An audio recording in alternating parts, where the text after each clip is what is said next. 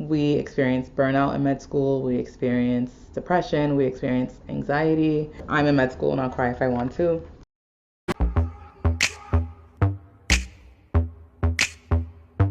Welcome back, YouTube.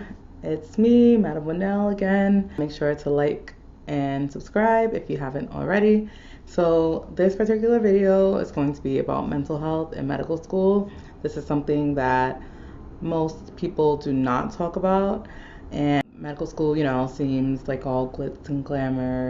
Everything just seems like it's going well, and it seems like once you get into medical school, that's it. But really, it's truly an uphill battle. A doctor told me that with each year, it just gets harder and harder. And I definitely agree with that.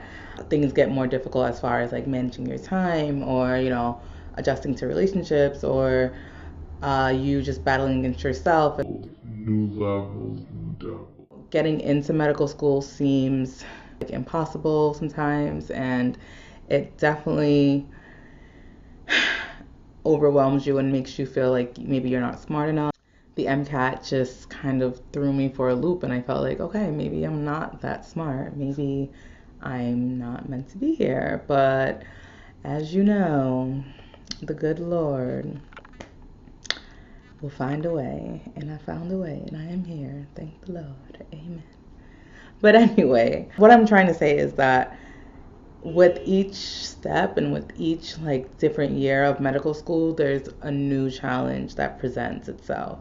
So getting in, I would say, is about 20% of the challenge. And then once you're in, you are inundated with so much things that you have to learn. It's like so many new things that you've never studied before, or maybe you have, but you've never had to study, like 100 different topics in one day. The biggest challenge is like learning how to study and how to accommodate your new schedule, and how to prioritize what's most important and what's the most high yield thing that's going to be on your exams.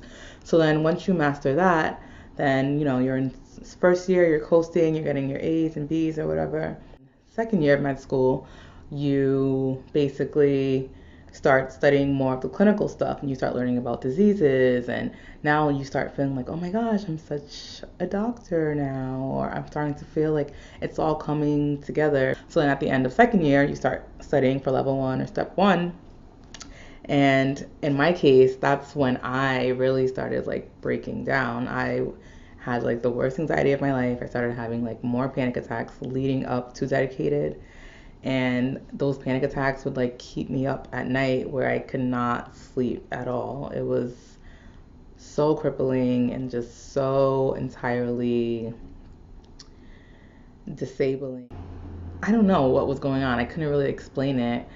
I did see a therapist once, and she kind of also just told me, I'm always there for like other people, like my friends and my family, but are they there for me? And that maybe I need to explain to them that I can't be there for everybody, and I kind of need that support or someone else to like lean on for them. And she was right, because I do feel like I'm the go-to person for most of my family and friends, and because I'm an empath that kind of just like absorbs everything, and I can put myself in other people's shoes, I just kind of internalize all of those things. I mean, I was able to finish the school year, passing all of my classes and everything, but when it came to STEP, and because I had put my STEP score and just like my future on such a high pedestal, as motivated or as confident as I felt in my abilities to like, pass STEP and do well, I also felt like something bad's gonna happen where I'm not gonna be able to like do as well as I wanted to. And I don't know why I was thinking that way, but that's just how my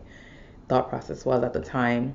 So, step one, level 1 is the most important board exam of your medical career that basically determines what specialty you'll be competitive for. It determines what hospitals will choose you. Will it be a top tier hospital, or will it be a bottom tier hospital? And while it's not extremely black and white, like most residency directors, they look at that step 1 score because it is the foundation of all medicine. So I knew how important this step score was for going to residency and though I wasn't like 100% sure what I wanted to do, I did know that I wanted to get as high as possible so that I can have the ability to, like, pick and choose which specialties I can do and not just settle for a lower score that would just kind of tell me that I could do certain specialties. And while, there's some people who have lower scores and still match into like great places, I just knew that it's just much easier if you just, like, aim high and go from there. I know I can speak for myself and some other medical students that this time that we have now with COVID, coronavirus, has definitely made us realize that we were very burnt out. And we kind of needed this time because I personally, I didn't have a vacation. My vacation is supposed to be in May. So I've just been going through rotations. I was studying for step while I was still doing my rotations. I kept going, going, going. We experienced burnout in med school. We experienced depression. We experienced anxiety. And that's why I started this campaign called the Strong Cry campaign. And if you can see my shirt, it's probably backwards, but it basically says, I'm in med school and I'll cry if I want to. So I created these sweatshirts. I have these pillows. I'm strong AF and I'll cry if I want to. Then on the back, it has Adinkara symbols. Of course, Madam Winnell. And you can find these on Teespring. I will link them down below if you are interested in it. So basically, I created these pillows and these merchandise to basically bring awareness and basically highlight the fact that no one is above mental health issues. To also highlight the fact that there is strength in your tears and in crying. Because personally, for me, I actually was on the brink of like panic and anxiety, and I remember that day that I let it out and I cried, and oh my god, stop bottling things up inside of me and just cry it out. So the Strong Cry campaign is just to remind people and bring awareness that there's strength in your tears, and crying is actually a release of tension, and it shows that you are actually strong. It's not a sign of weakness, and especially amongst medical students, because we're expected to be the best of the best and the strong of the strongest and whatever it may be, and the perfect, the model citizen or whatever it may be. But we're human and we get pushed to the brink and we experience mental health issues. And I find that very sad because I do feel like there's a lot of stigma around it. And I know personally, just being African American or African, having any type of like mental health issues is highly stigmatized. I was actually able to have a conversation with my mom, who was Liberian, was African, and I was explaining my anxiety, and she's just like, you need to just pray, like just pray, and if you go to church more, you won't have anxiety. I understand that. Church and praying and prayer and just like faith has definitely brought me a long way, and I was able to, reconnect with my faith and rely on my own religious and spiritual beliefs. I realized that I can get through this when I talk to more people about it and just kind of share my story, because I know that I'm not alone in this. I know there's other people that feel the same way that I feel, but it was good like talking to my mom about it and having her understand like where I'm coming from. And it's not something that I would ever wish upon myself or anyone else.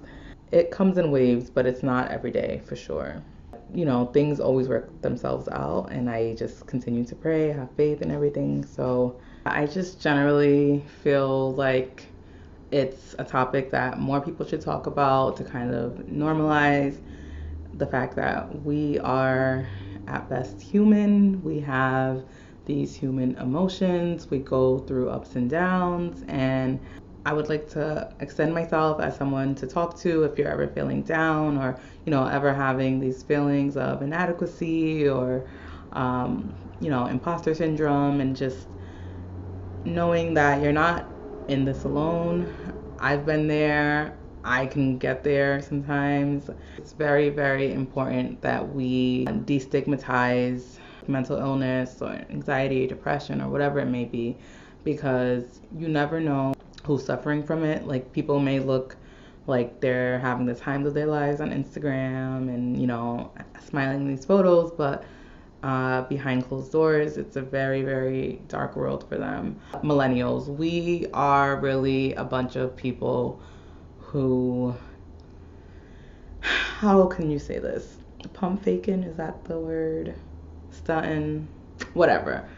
Excuse me, my ebonics, but we be acting like we got it all together, knowing damn well we need Jesus, or we need a prayer, we need something.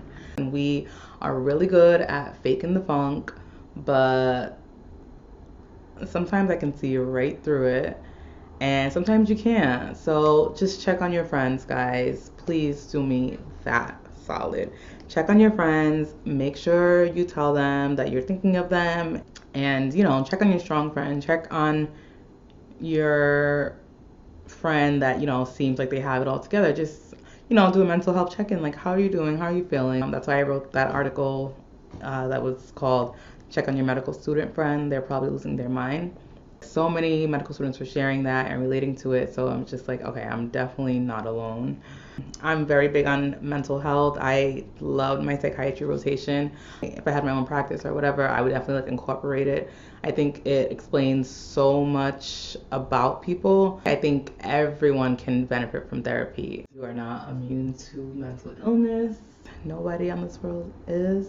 And if you want to continue to support my mental health campaign, you can use the hashtag StrongCry. I'll go on Teespring. I'll leave the link below. There's pillows, there's t-shirts, there's sweatshirts. They're very warm and very comfy. I hope this message really was able to reach you, and I look forward to having similar conversations in the future. Bye. Don't forget to like and subscribe.